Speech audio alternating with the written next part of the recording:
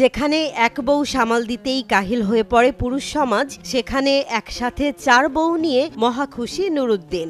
সব ফ্লেভারের সব রঙের স্ত্রী আমার কাছে আছে আলহামদুলিল্লাহ। তাও আবার একই ছাদের নিচে সুখের সংসার করে তাক লাগিয়ে দিয়েছেন 44 বছর বয়সী নুরুদ্দিন। আমার বর্তমানে 7 জন সন্তান আছে। যত বেশি সন্তান তত বেশি মঙ্গল বলে মনে করেন নুরুদ্দিন। একাধিক বিয়ে বরকত, একাধিক সন্তানও বরকত। প্রতিটি সন্তানকে বড় আলেম ও হাফেজ এবং নবী ও সাহাবীদের মতো একটি আদর্শের পরিবার গড়ে তুলতে চান তিনি। আমার প্রত্যেকটি সন্তান জমানার ওমর ফারুক রাদিয়াল্লাহু তাআলা আনহুর মতো হবে, প্রত্যেক সন্তান আবু বকরের মতো হবে, প্রত্যেক সন্তান ওসমানের মতো হবে। নবীর সুন্নাহ ও ইসলামী বিধান মেনে 4 জন স্ত্রী ও 7 জন সন্তান নিয়ে বেশ সুখেই যাচ্ছে তার দাম্পত্য জীবন। আমি 2012 সাল থেকেই একাধিক বিয়ে নিয়ে এবং একক বিয়ে নিয়ে স্টাডি শুরু করছি। পেশায় একজন ইসলামী শল্য চিকিৎসক নুরুদ্দিন প্রত্যেক স্ত্রীর সম্মতি নিয়েই করেছেন একাধিক বিয়ে। নবী আদম আলাইহিস সালাম থেকে আরম্ভ করে আমাদের নবী সর্বশেষ নবী মুহাম্মদ সাল্লাল্লাহু আলাইহি ওয়াসাল্লাম পর্যন্ত সব নবীরা একাধিক বিয়ে করছেন। 2012 সালে করেন প্রথম বিয়ে। কক্সবাজার থেকে 50,000 টাকা দেনমোহরে পারিবারিকভাবে বিয়ে করেন নীলুফা ইয়াসমিনকে। যে বিয়েতে দেনমোহর কম হবে এবং খরচ কম হবে, সহিহ বুখারী হাদিস, সেই বিয়ে বরকতময়। নিজের 4 বউয়ের কাকে কত টাকা দেনমোহর দিয়েছেন, তাদের কার বাড়ি কোথায়, তার হাসি মুখে বর্ণনা করেন এই মাওলানা। আমার প্রথম বিয়েতে করছি কক্সবাজারে,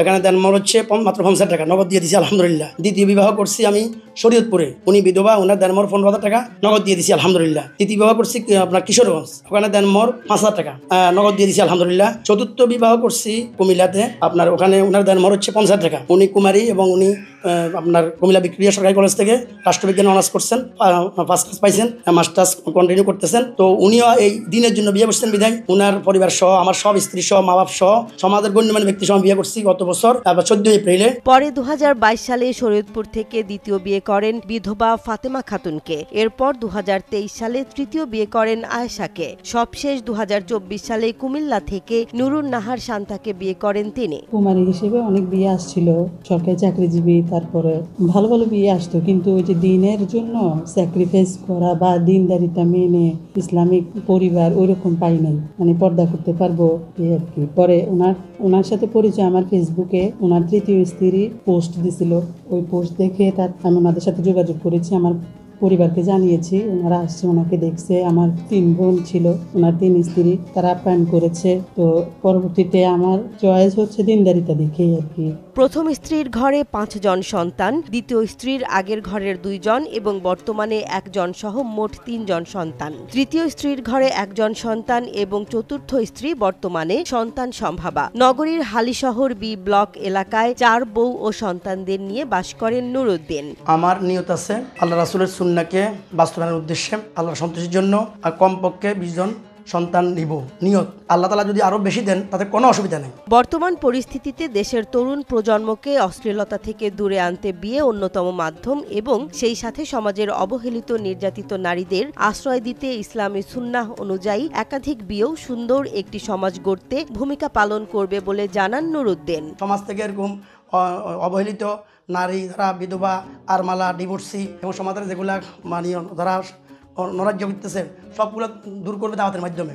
আমার এই জন্যই একাধিক বিয়ে করা, রসুলের সুন্নাহকে এস্টাবলিশ করা, আল্লাহর হুকুম বাস্তবায়ন করা।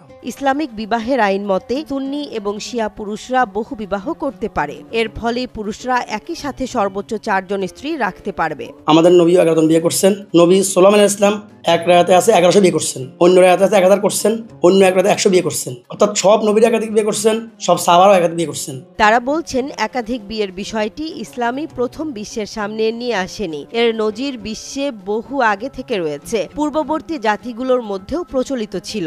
আগের আসমানি কিতাবগুলোতে একাধিক বিয়ের কথাও উল্লেখ আছে। ডক্টর মিজানুর রহমান, ডাক্তার শফিকুর রহমান জামাতের আমির এবং মুফতি মোস্তাকুর নবী কাসিমি সাহেব দামাত বারাকাতুহুম, মুফতি আরিফ বিন হাবিব, মুফতি মনসুর সাহেব, সরমনের মরহুম পীর সাহেব আল্লামা ফজলুল করিম রহমতুল্লাহ আলাইহি, মুফতি আমির মতন হবে। প্রত্যেক সন্তানগুলো এরকম যদি দুনিয়া যারা হয়, ডাক্তার ইঞ্জিনিয়ার কোনো আপত্তি নেই, সবাই দিনের কাজ করবে, প্রত্যেকটি ক্ষেত্রে দেশ চালাবে, সমাজ চালাবে।